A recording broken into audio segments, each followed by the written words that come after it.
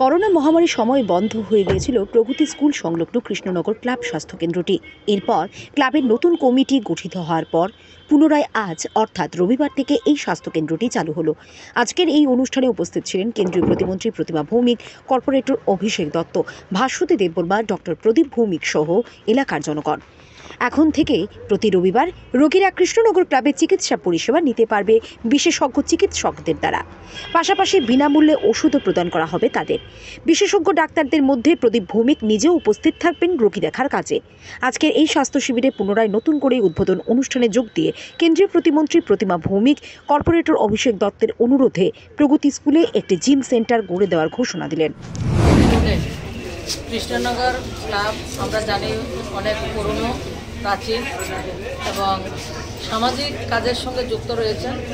আজকে ওনাদের নতুন কমিটি হয়েছে এবং নতুন একটা উদ্যোগ নয়, পুরনো উদ্যোগটাকে নতুনভাবে আবার জনসম্মুখে তুলে ধরছেন।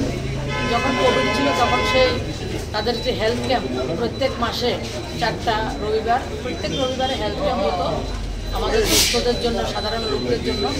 তো কোভিডের সময় সেটা বন্ধ হয়েছিল। আজকে তারা নতুন করে সেই স্বাস্থ্য শিবির, যেটা প্রত্যেক মাসে 4টা প্রত্যেক রবিবারে শুরু করতে যাচ্ছেন। এবং আমাদের আজকে এই স্বাস্থ্য শিবিরে রাজ্যের স্বনামধন্য ডাক্তারবাবু প্রদীপ ভৌমিক মহোদয় উনি উপস্থিত রয়েছেন, রাজেশবাবু উনি উপস্থিত রয়েছেন। আমি ক্লাবের যারা কার্যকর্তারা রয়েছেন, নতুন দায়িত্ব পেয়েছেন, তাদেরকে শুভেচ্ছা দিচ্ছি। এবং যারা পুরনো অমিতবাবু, তারা যে ক্লাবেরটাকে তৈরি করেছেন, যারা পুরনো রয়েছেন, সবাইকে আমি কৃতজ্ঞতা জানাই। আপনারা তাদের সঙ্গে কাঁধে কাঁধ মিলিয়ে সাহায্য করবেন, নতুন প্রজন্মকে এগিয়ে নিয়ে যাবেন এবং আগামী দিন আমাদের যে প্রত্যাশা আরও বেশি কাজ করার, সেই কাজগুলি আমরা মানুষের জন্য করব, সেই প্রত্যাশা রাখছি। তো আমার যে কাউন্সিলর রয়েছে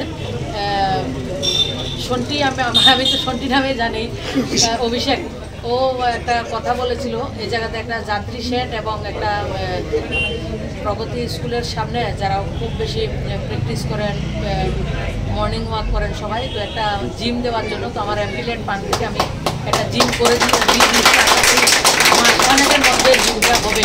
তো